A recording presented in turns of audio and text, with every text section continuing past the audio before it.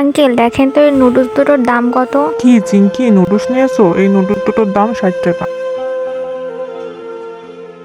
আচ্ছা আঙ্কেল, একটা দেন, এটা থাক, এই নেন 30 টাকা। তুমি খাবা না?